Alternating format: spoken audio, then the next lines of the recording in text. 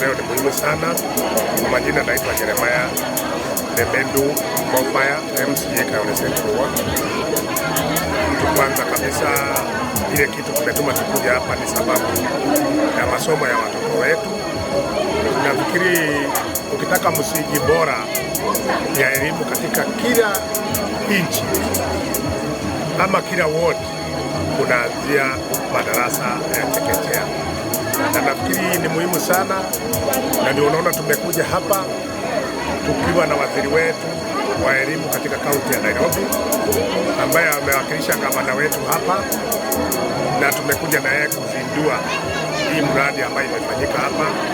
Umeingia ndani, hata nyinyi mmeona tuko na 3 classroom, tuko na toilet blocks hapo ya vijana na wasichana, tuko na kitchen wale wanapikiwa chakula, kuna kila kitu sasa pale, na tunaulizia kile kitu kimebaki kama kitu michezo ya mahali watoto watakuja kuchezea, naye pia nafikiri waziri yako hapa na itakuja nyuma, ndio watoto wetu wakuwe na msingi bora, wakienda kuingia primary ambayo ndio hii next hapa Bondeni Primary School, wakuwe na msingi bora.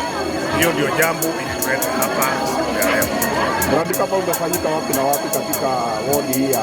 Katika wodi ya Kayole Central tulianzia Imara Primary School.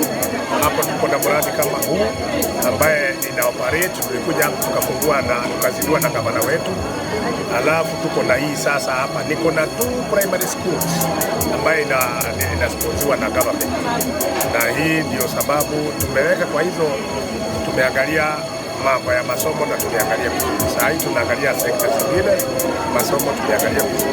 Mwezi mmoja umegusia kuhusu radi grabbing. Nasema kuradi wameongeza katika hii shule yetu ya Bondeni iko radi grabbing imekuwa kubwa sana, lakini nafikiria nimefuata procedure ile inatakikana. Niko na statement nimeuliza katika kaunti yetu ya Nairobi, sababu fence kama hii mkiangalia haifai kuwa sigi za hivyo.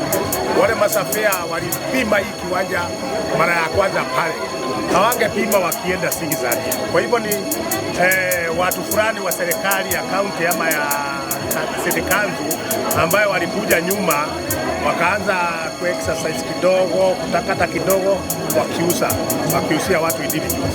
Na hiyo ndio tunasema inatakana irudi, sababu sisi katika Embakasi Central ama katika Kayole Central hatuna shamba zingine ambayo zimebakia ambayo uta-expand schools. Kwa hivyo inatakikana kama ilifanyika makosa pale, hawa wakuwe compensated na kaunti ya Nairobi waondoke kwa randi ya shule ya Bondeni Primary School. Maturena wiko le toka mtu uko ndo kenda weka hata no uhuki oroshi wa randi grabbing.